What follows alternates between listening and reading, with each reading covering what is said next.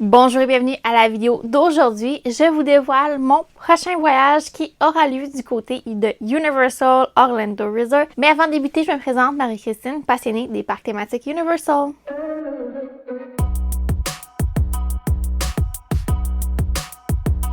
Donc, pour cette vidéo, j'ai quelques notes avec moi, donc c'est normal si je regarde mon petit cahier, mais je pars du 23 au 28 juin à Universal, donc au moment que vous voyez cette vidéo, je suis déjà de retour de voyage, mais j'aime toujours faire une annonce formelle de mes séjours pour vous détailler les coûts et le plan de match itinéraire pour vous donner un avant-goût de qu'est-ce qui s'en vient dans les vlogs, également détailler aussi un exemple de budget et que ça ressemble à quoi pour les vacances que je fais. Donc, on va partir le 23 juin de Québec. On a un vol avec escale à Montréal et on devrait arriver vers 12h42 à Orlando si tout va bien. C'est un billet d'avion avec Air Canada qui est revenu à 673,31 $ canadiens par personne. Donc, je trouve que ça vaut vraiment la peine. J'ai acheté ce billet-là, par contre, quand même assez d'avance, là, avant, je dirais même la crise du pétrole qu'on a eu au printemps. Donc, le prix était super bon. Et ça inclut le choix de siège, le carry-on, un sac à dos et la valise enregistrée. Donc, pour ce prix-là, je trouve ça super bien, surtout durant les vacances d'été. Donc, la session en classe se termine et les enfants vont bientôt partir en vacances. Donc, je trouve que pour le prix, ça en valait vraiment la peine. Nous allons dormir au Universal Aventura Resort pour 882 $ US et ça, c'est un tarif 3 adultes. Donc, dans ce prix-là, il y a un supplément pour le 3e adulte par nuit et c'est la tarification de prix pass holder. Donc, on a, je pense, 30% de rabais versus le prix régulier. Donc, ça en vaut vraiment la peine. Alors, le 23 juin, j'ai rien mis à l'agenda. Donc, si on veut aller dans les parcs, eh bien, on ira si ça nous en dit. Le 24 juin, c'est notre journée Universal Studios et Islands Adventure. Donc, j'ai ma passe annuelle, donc je peux accéder à ces parcs-là sans débourser un montant supplémentaire. Le 25 juin, c'est notre journée Universal Epic Universe et j'ai dû prendre un billet supplémentaire tarification pass holder puisque l'option de Epic Universe n'est pas encore incluse dans les passes annuelles à Universal.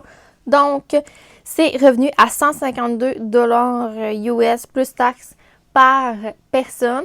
Et j'ai réservé cette journée-là à 5h PM le restaurant Atlantique que j'ai jamais essayé. Donc, un premier table service à Epic Universe pour moi. Il y a également le Pizza Moon que j'ai pas testé, que je pourrais aller au lunch ou quoi que ce soit. Donc, j'ai bien hâte de retourner à Epic. J'adore ce parc. Le 26 juin, on fait un matin un peu plus relax. Puisque la veille à Epic, on va sûrement fermer le parc, possiblement. Et on va aller à SeaWorld cette journée-là. Donc, on va arriver quand on va arriver. Me connaissant, je me réveille quand même assez tôt. Donc, on va peut-être être là pour l'ouverture à suivre. J'ai réservé le lunch à 12h30, Dine with Orcas, que j'ai déjà fait auparavant. Donc, c'est entrée, repas, dessert, breuvage à volonté et spectacle privé des orques avec quelques familles. Donc, c'est une expérience vraiment très chouette. 186,32 $ avec les taxes pour 3 adultes, ce que je trouve très bien pour manger à SeaWorld. Ce soir-là, j'imagine qu'on va peut-être aller au Olive Garden puisqu'il est sur le chemin du retour. Et le 27 juin, journée Universal Studios et Islands Adventure, j'ai réservé à 10h45 le restaurant The Kitchen, donc le samedi pour le brunch, 36 $ US par personne, plus taxes et pourboire. Donc, c'est un buffet à volonté à l'hôtel Hard Rock Hotel que je n'ai jamais essayé encore, donc j'ai très hâte. Et le 28 juin, déjà le retour pour nous. Donc, notre vol avion revient à 7h le matin. Donc, on va être assez tôt à l'aéroport. Donc, ça décolle à 7h, pardonnez-moi. Et on devrait arriver vers 13h30 à Québec. Donc, quand même, planification très bien. Et là, j'ai le sommaire du coût de ce séjour. Donc, par personne, portion hôtel et avion, on est à 1398,49 $ canadiens. Ça comprend là, les expériences que j'ai prépayées comme le Dine with Orcas, également le billet Epic Universe. Donc, il me reste à payer que des restaurants et du shopping au travers. Un séjour, je dirais, autour de 1800 $ canadiens par personne, qui est quand même raisonnable. C'est certain qu'on y va pour que 5 nuits, 6 jours, un séjour plus court, mais ça fait quand même mon affaire. Parce qu'il va faire 35 degrés. Donc, l'été dernier, j'avais fait un 8 nuits à Universal au mois d'août et je l'ai trouvé très chaud. Donc là, on y va un petit peu plus court. Je pense qu'on va être encore en forme là, pour faire ces journées-là. À 8 nuits, vers la fin, on était fatigué. Donc, je pense qu'on devrait être quand même correct pour s'en tirer. Dans mes objectifs pour ce voyage-ci, eh bien, c'est la dernière fois que je vais utiliser ma passe annuelle à Universal puisqu'elle expire au mois d'août. Donc, j'ai décidé de ne pas la renouveler. Donc, j'en profite une dernière fois. J'ai passé une année extraordinaire à la Universal, autant durant la période d'Halloween, de Noël, du Mardi Gras. Donc, j'ai vraiment adoré toutes les expériences que j'ai vécues là-bas. Et là, il y a quelques restaurants que j'ai pas encore fait, que peut-être ils vont s'ajouter sur ma liste, comme le Circus McGurk's. C'est un quick service que j'ai toujours voulu essayer à Islands Adventure. Mais sinon, j'aimerais faire pour la dernière fois à Grid.